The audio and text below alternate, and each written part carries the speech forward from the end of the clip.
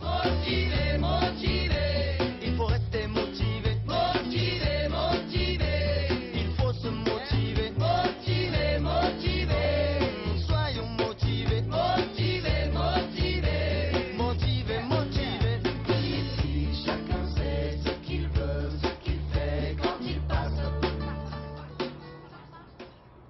On entend souvent dire il faut être réaliste. Le réalisme, c'est accepter l'ordre des choses, sans vouloir le changer. C'est accepter qu'il y ait 3 millions de personnes mal logées, pas de sécurité du logement.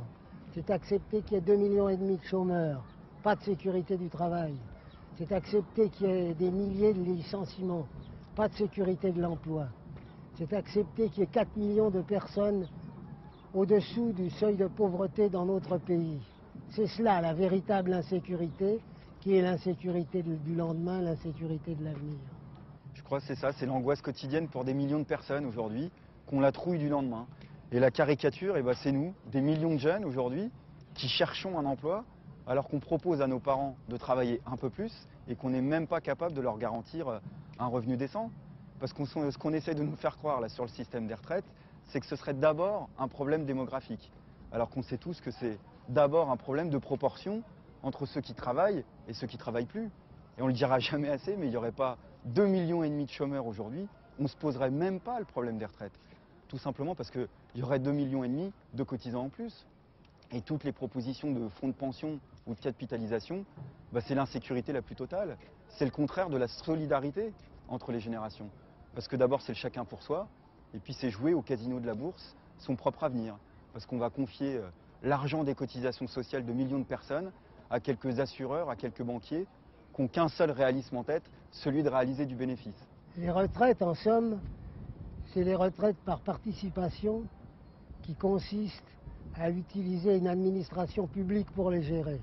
Malheureusement, tous les gouvernements qui succèdent annulent les entreprises publiques. Bientôt, la Poste deviendra une entreprise privée et les gens seront obligés d'aller chercher leur courrier dans les bureaux plutôt que de les recevoir à domicile avec un facteur aussi gentil que le facteur de 27 ans que j'ai à côté de moi. Aujourd'hui, c'est même un vrai choix de civilisation. Même la nature, aujourd'hui, peut être achetée par une poignée d'individus. Et nous, on pense que la protection de l'environnement, c'est contradictoire avec le libéralisme. Et le problème, c'est de savoir à qui on fait confiance, soit aux multinationales, soit aux populations elles-mêmes. Parce que si on demandait vraiment leur avis aux populations de Chamonix, le tunnel du Mont Blanc, il ne serait sûrement pas réouvert aux camions. Et si on demandait leur avis aux populations de Toulouse, le pôle chimique, il serait toujours fermé actuellement. L'écologie, c'est l'équilibre de l'être humain avec la nature. C'est-à-dire des cours d'eau qu'on surveille, des océans polaires qu'on empêche d'être détruits, de l'air qu'on empêche d'être pollué, des rivages qu'on empêche d'être bétonnés, et surtout, il faut bien le dire parce que ça fait partie de l'écologie, des guerres qui n'ont aucune raison d'être autre que religieuse ou ethnique et qu'il faut abolir. C'est ça aussi l'écologie. Tu vois Léon, je crois qu'il y a un espoir qui est en train de renaître aujourd'hui. Parce que des paysans sans terre de Porto Alegre, aux centaines de milliers de jeunes qui étaient à Gênes cet été contre le sommet du G8, ou qui étaient dans les rues de Barcelone récemment contre le sommet européen, il y a aujourd'hui la volonté qu'un autre monde soit possible.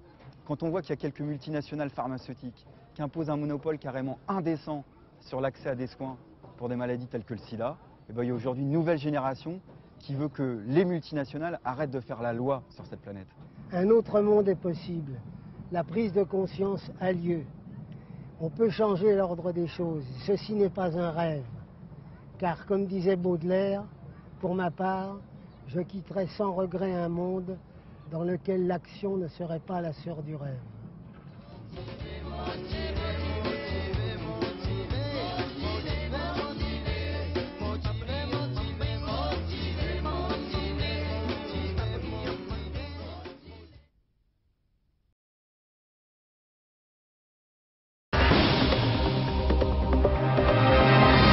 Le point commun qu'on a ici, c'est qu'on est tous révoltés et qu'on pense que la société, on peut toujours la changer.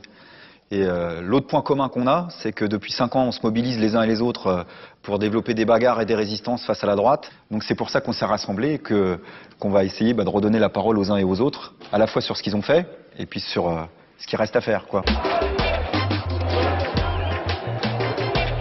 Dans cette campagne, on essaye de nous mettre sur la bonne voie qu'aime bien la droite, mais aussi aujourd'hui on voit la gauche, c'est les problèmes d'insécurité, d'immigration. Il y a beaucoup de responsables politiques qui aimeraient que 2007, ce soit de nouveau 2002, et qu'on parle que d'insécurité du matin jusqu'au soir, avec en plus une variante sur l'identité nationale et l'intégration, la Marseillaise, le drapeau bleu, blanc, rouge et compagnie. Alors que la droite et l'extrême droite fassent ça, c'est pas franchement surprenant, parce que c'est un moyen de pas répondre aux questions sociales qui sont posées par les mobilisations sociales dont on parle depuis le début, mais que ça vienne de la gauche, c'est quand même plus surprenant, quoi. Aujourd'hui, on constate qu'un des problèmes pour les retraites, c'est que déjà les fameuses annuités nécessaires pour avoir une retraite à taux plein, on est de moins en moins à pouvoir y arriver. Et maintenant, les retraités, c'est un des secteurs de la population où on note l'apparition de poches de pauvreté. Le minimum vieillesse aujourd'hui, c'est environ 620 € par mois.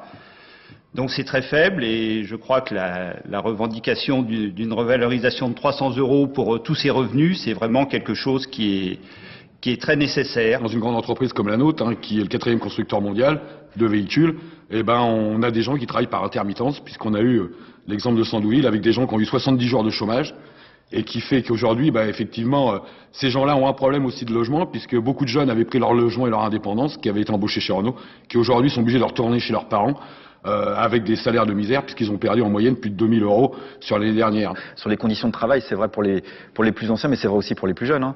Voilà, au début, on arrive dans un job ou dans un boulot, on fait le tout fou, on court après les heures sup, on essaie de gratter le manque de salaire avec des heures supplémentaires, et puis au bout de 10 ans, on commence à se dire que voilà, la charge de boulot elle est de plus en plus pénible. Moi, je travaille dans une boîte d'ascenseurs. On se fait 2-3 mois par an alors dans une branche qui est toute petite.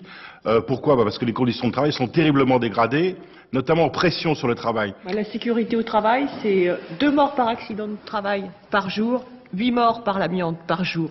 Et ces morts-là, on n'en parle jamais parce que c'est jamais que des prolos, quoi. Sur les salaires, on a besoin aussi d'avoir une représentation du mérite et de ce que les gens donnent pour l'entreprise.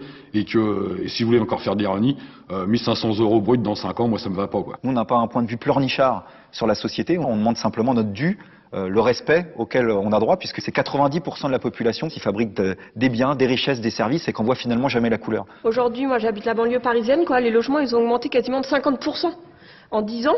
Et les salaires, ils n'ont pas augmenté de 50% en 10 ans, quoi, ça se saurait.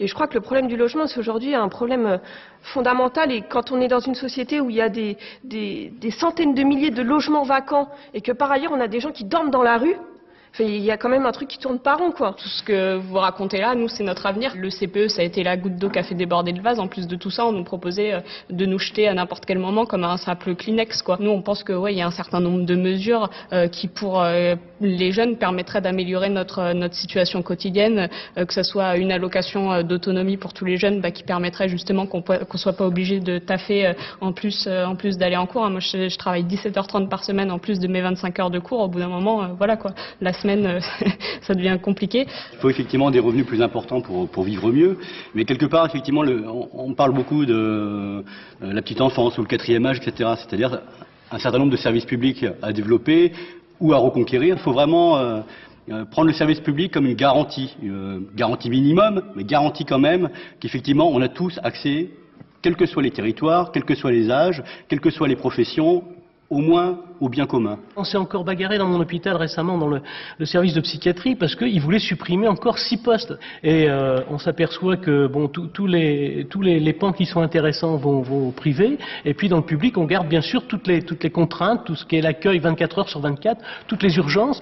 Il faut entendre à chaque fois la souffrance des soignants qui disent on ne peut pas donner la qualité de soins qu'on voudrait donner aux gens. Et ça, c'est vraiment insupportable. On est de plus en plus nombreux à accepter un minimum de se serrer la ceinture, que ce soit dans nos conditions de travail, que ce soit dans les baisses de rémunération, les blocages de rémunération ou les prestations sociales qui diminuent, parce que le venin qu'on nous distille dans la tête, c'est le fait que la France s'appauvrirait et qu'il n'y aurait plus les moyens finalement de vivre correctement, ni au boulot, ni dans la vie de tous les jours. Or, voilà, le problème c'est que des richesses, il n'y en a jamais eu autant en France qu'en ce moment, et la redistribution de ces richesses, elle n'a jamais été aussi inégalitaire qu'en ce moment. On est chacun dans notre coin, que ce soit au service public, dans le privé ou au quotidien, à mener des bagarres, un petit peu séparément, parfois tous ensemble, avec ou sans victoire. Mais une chose qui est claire, c'est quel que soit le gouvernement qui sortira des urnes, les bagarres, il faudra continuer à les mener. Donc ce vote, pour nous, c'est aussi un encouragement aux luttes, à toutes les luttes qu'on a menées, qu'on parlait à des tas de personnes, et celles qui devront être menées dans les 5 prochaines années.